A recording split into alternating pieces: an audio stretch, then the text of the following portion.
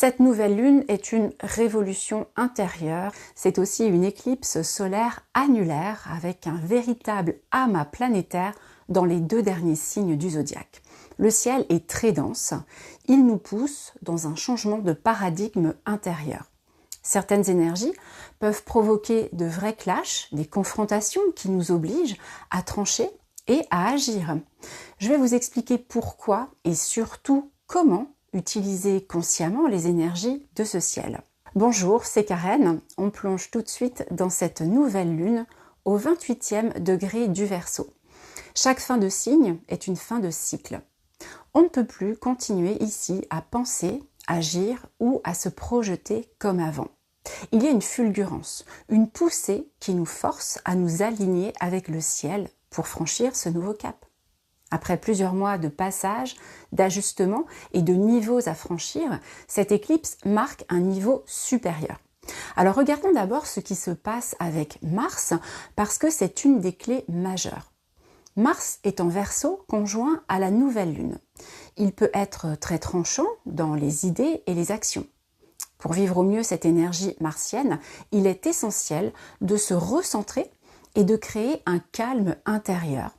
Un espace sûr où notre guerrier intérieur peut agir. Ce calme préalable permet à Mars de couper nos schémas mentaux obsolètes, nos systèmes de pensée qui n'ont plus leur place, sans se laisser emporter par la précipitation. En Verseau, Mars nous invite à prendre des décisions radicales, fermes et définitives, mais toujours à partir de ce centrage intérieur afin de garder stabilité et clarté, même face au carré à la lune noire. Je vais y revenir. Alors, le calme dont il est question ici, ce n'est pas de la mollesse. Centrage, fermeté, stabilité peuvent coexister pleinement sans provoquer d'agitation intérieure. Donc, la meilleure attitude est de choisir de se libérer consciemment, sinon la vie nous proposera des situations qui s'en chargeront pour nous et qui seront parfois plus difficiles à vivre. Mais même en agissant consciemment, l'éclipse rappelle que certaines choses échappent à notre contrôle. Alors voici mon conseil. Agissez par vous-même tout en acceptant qu'une partie de la solution ne vous appartient pas. Mars est maître du Scorpion et du Bélier. Donc on va aller plus en profondeur et on va voir quelle planète se trouve dans ces 2 signes. La lune noire rétrograde en Scorpion, Saturne et Neptune en Bélier. Alors, qu'est-ce que ça veut dire? Que des envies inassouvies, des trajectoires désirées, mais non assumées jusque-là, peuvent faire surface. Donc, il s'agit cette fois-ci de les assumer, de les porter au monde. Alors, si vous sentez que vous avez besoin d'aide pour soutenir vos élans, faites appel à quelque chose de plus grand que votre mental. Gardez la foi dans ce que vous faites, même si votre mental est déstabilisé. Et puis poursuivez malgré le flou ou les turbulences que vous pourriez rencontrer. Osez faire émerger ce qui était tapi dans l'ombre par peur, par doute ou par manque de confiance et affirmez votre nouvelle manière de penser, d'être, de créer et d'avancer dans le monde. Assumer contribue à se libérer. Le Verseau est le signe de la liberté et de l'indépendance. Maintenant, je veux préciser un point crucial sur l'éclipse solaire annulaire. Astrologiquement, une éclipse solaire, c'est un tournant déterminant d'ordre karmique.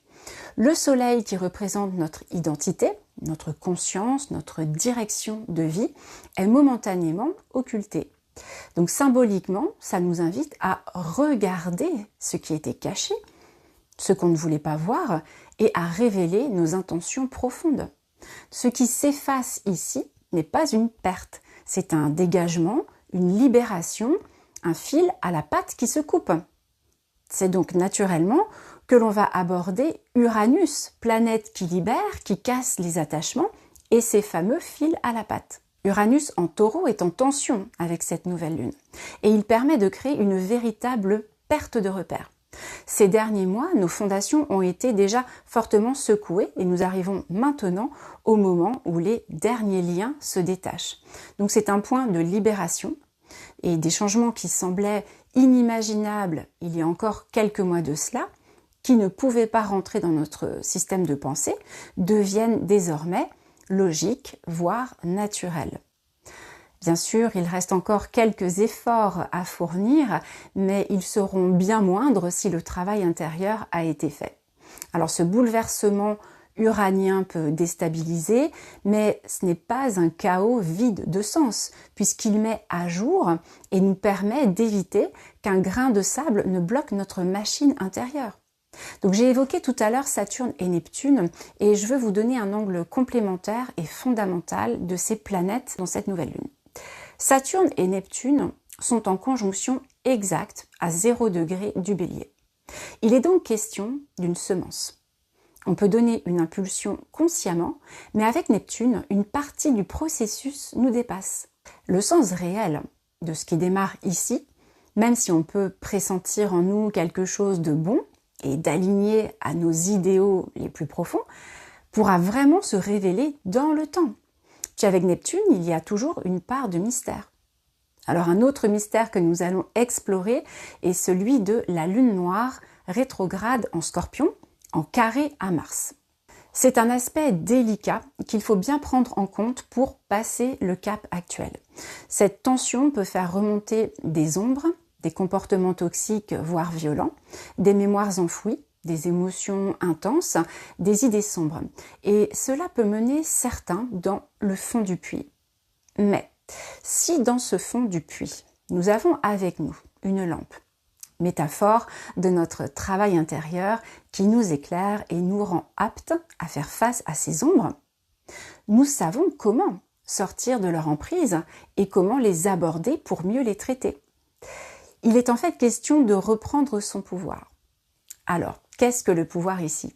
Eh bien, c'est notre capacité à garder la tête et le corps hors de l'eau, à ne plus se laisser déstabiliser par ces ombres. On reprend la maîtrise de nos émotions, on prend du recul pour agir avec efficacité. Donc c'est une mise en action qui s'appuie sur notre stabilité et notre paix intérieure. C'est en réalité le pouvoir de reprendre les zones de notre territoire intérieur que les ombres avaient colonisées. En fait, on assainit notre propre terrain. Si nous ne nous occupons pas de ces ombres, elles pourraient surgir malgré nous à des moments inopportuns et nous placer dans des situations inconfortables, voire conflictuelles. La lune noire en Scorpion est en domicile. Le carré est un aspect martien. Lune noire et Mars se tiennent donc à égalité en termes de force d'action. Pluton, qui est aussi maître du Scorpion, est en Verseau. Le Verseau porte l'énergie de l'action volontaire et Pluton, qui transmute tout et à qui rien ne résiste. L'action de mettre en lumière et de libérer les ombres est donc pleinement soutenue par le ciel. Nous avons chacun nos propres paradigmes et depuis plusieurs mois, ils sont en train de se transformer, de s'effondrer, pour laisser place à un nouveau paradigme. Concrètement, cela signifie que notre manière de créer, de ressentir, de nous relier aux autres et même d'écouter notre intuition est en train de changer. Et c'est dans ce contexte que le climat des poissons se fait particulièrement porteur. Vénus est conjointe au nœud nord, tout comme Mercure. Donc cela ouvre des possibilités. Faire de nouvelles rencontres et aussi clore certaines relations, puisque Vénus est en opposition au nœud sud. Mais on peut aussi stopper certaines habitudes qui nous convenaient jusque-là. De nouveaux goûts, de nouveaux centres d'intérêt pour des domaines nouveaux peuvent apparaître. On pourra rencontrer notre muse, se trouver dans une phase de forte inspiration et de création, qu'elle soit d'ailleurs artistique ou pas. Donc cette énergie nous invite à laisser s'exprimer pleinement notre sensibilité, notre dimension spirituelle et notre intuition, et à nous connecter à ce qui nous fait vibrer profondément. On pourra aussi se sentir porté pour communiquer, partager, que ce soit par l'écriture, la parole ou l'image. Vénus en Poisson nous inspire aussi pour nous tourner vers l'aide aux autres, mais sans tomber dans le sacrifice, cette tendance naturelle du signe des Poissons. On pourra aussi réactiver des mémoires positives. Et oui, on a souvent tendance à aborder les mémoires à nettoyer, mais de bonnes mémoires qui nous soutiennent pourront aussi voir le jour. Ces mémoires seront de vraies ressources, à la fois pour nous et pour les autres. Vénus dialogue également avec Mercure et ça favorise les communications de cœur à cœur. Cet aspect, accentué par le trigone de Mercure à Jupiter, peut donner naissance à des accords artistiques, spirituels ou humanitaires et à des collaborations en phase avec ce nouveau paradigme. Et dans ce contexte de nouveau paradigme, Mercure nous montre que notre compréhension ne se fait plus seulement par la pensée rationnelle. Elle se vit par l'intuition, le ressenti, le rêve, l'inspiration ou la conviction intérieure. Mercure est conjoint au nœud nord et nous sommes invités à accepter un autre mode d'intelligence sensoriel, émotionnel et intuitif. Cette invitation à fonctionner différemment sera encore plus présente pendant les 3 semaines de rétrogradation de Mercure en Poisson à partir du 26 février. Donc cette nouvelle lune est un avant-goût de cette intelligence subtile. En résumé, ce ciel est un point de rupture salutaire.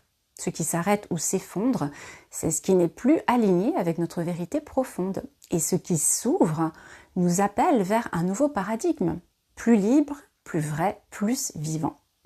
Et si vous souhaitez comprendre votre ciel personnel avec votre thème natal ou votre harmonisation astrologique, je vous accompagne avec plaisir en séance individuelle. Je vous souhaite une nouvelle lune porteuse et pleine de vie pour ce nouveau tournant et je vous dis à bientôt pour la suite de nos aventures astrologiques.